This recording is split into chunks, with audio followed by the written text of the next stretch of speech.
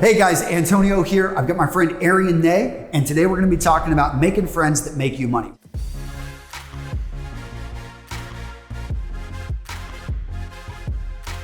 You will become the average of the people you surround yourself with. So why not surround yourself with amazing people that are going after your dreams, or they're going after theirs, and you can pick up the skills that they've got and bring it over to you. Now, you've got three powerful points you're going to share in today's video. Yes. Can you talk about the first one? What do we got? Of course. So it's very interesting because we met each other like 2 or 3 years ago when I first attended Menfluential, and I wanted to give a speech here, right? So I reached out to Antonio. I was like, yeah, I'm this young man. I deserve to have a speech, all right? And so I reached out to you over email, and I remember like so clearly, the first thing he wrote back, it said like one sentence, and it said, provide value first. Right? And that forever stuck with me, and it really got my golden rule of networking on how I'm able to meet incredibly successful people that can mentor me, that can work for me, and who I can leverage like for myself and also provide value to, right? And so when I first heard that, I completely shifted my mindset on how I engage with other people, because what we usually think is, all right, I need something from other people, but as soon as you start thinking that you want to provide value to other people, you see magic things happen. If you're around somebody and all they do is they find a way to make your life easier, isn't that, you want to be around that person? Yeah, exactly. So that's really what we found out. And later on I found out, well, there's actually a psychological like system behind it, which is called the Law of Reciprocity. Yep. For all of you that don't know, it basically says if there is an exchange between two human beings, after a long period of time, there will be a value exchange, which is in like equality. Right? So if I bring value to you over a long period of time, you drive value back to me. Yep. So that's when I understood, like, all right, I gotta like go out there and be first, especially if you want to meet people that are like Antonio, that already made it, they're already far advanced in life, and you want to do something with them. You should go out there and do something first. Because most people think when I have to provide value, I think about what can I do? But that's not what it's about. It's about what does the other person needs, all right? And even if it's a multi-millionaire, a billionaire, like you can find ways to provide value to certain people. So what I did with my mentor, I realized he really enjoys art, right? Mm-hmm. So I created an art piece for him, which I did myself, and I wrote a handwritten letter, and he really enjoyed that. So that was my way on how an 18-year-old German kid could provide value from Berlin to Germany to a 32-year-old multi-millionaire in New York City, right? Mm-hmm. The second rule of networking is build your network before you need it, all right? And this is so important because I see so many people running out there, they go into networking events and they're like collecting business cards, and all they want to do is like get something out of you. Again, same thing, right?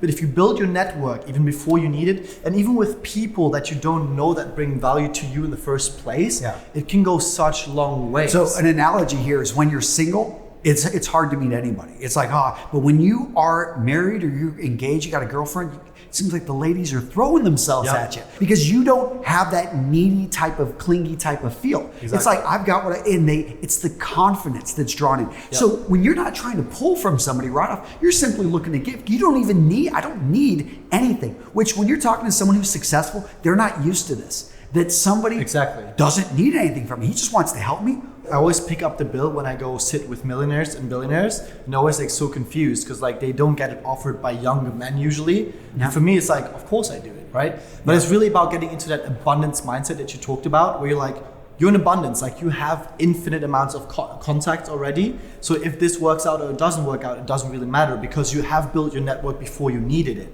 And one big key is to like network with literally everybody. Like sometimes I see people that are too arrogant to talk to the person that opens the door to you or the cashier that's behind Starbucks. Like everybody got a story and everybody got like leverage at one point in time, right? Yep. So if you look at hotels, for example, the concierge, he's best friends with all the people that live in the hotel. So he knows all the key players. So of course, I should also like engage in a relationship with the concierge. And I feel like that's what people forget. So not only like from a value driving standpoint, like just being a good human being, like become friends, like genuinely with everybody. And you will see how like leverage pops up everywhere. It's incredible. So number 3.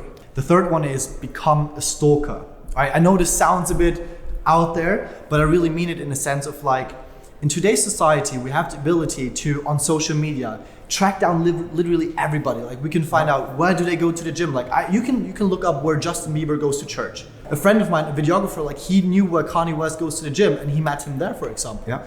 With me, I found Jay Shetty, who is one of the biggest thought leaders of our generation right now. And when I was in New York, I saw in his Instagram stories, he was at this vegan restaurant opening 30 minutes away from me. So what did I do? I drove up there with a taxi. So I came up to him and I was like, hey Jay, my name is Rene. I come from Germany. I'm now from the other part of New York. And I just came here and I really wanted to meet you and invite you out for dinner. And I was being very respectful, of course, in the way that I did it. I wasn't like interfering or anything, but I was very, very polite. Yep. And I reached out with my hand to him and she looked at me and I was like, damn, I think I messed up. And he stands up and he comes in for a hug. And he goes, man, I love your energy.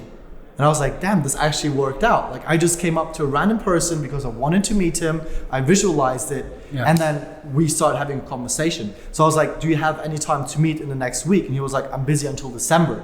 I go, okay, like now you might think no problem. It was June. All right, it was June. Yeah. So I'm like, all right, why are you busy? And he goes, well, I have meetings back to back to back. And then I realized, all right, so there's another rule I have in life. With every no you get closer to a yes. All right, so remember that one. With every no you get closer to a yes. So when he said no, most people would have like turned back and said, all right, this didn't work out. Yeah. And I said, how do you get from meeting A to meeting B? And he said, with Uber. I was like, perfect. So we have a 5-minute Uber meeting tomorrow. I'll come to wherever your meeting ends and I'll drive to your next meeting. That's all the time I need. Yep. Next day we met and we had a 45-minute meeting in a coffee shop because he canceled his next meeting.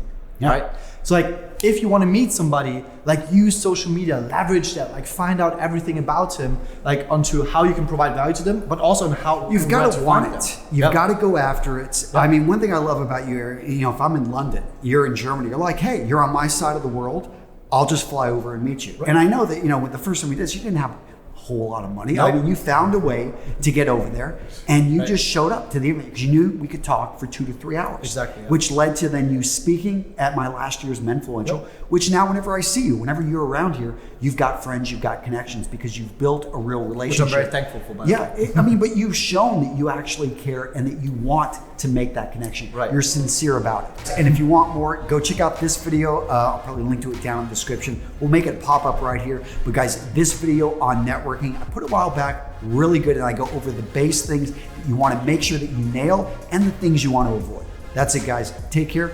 I will see you in the next video.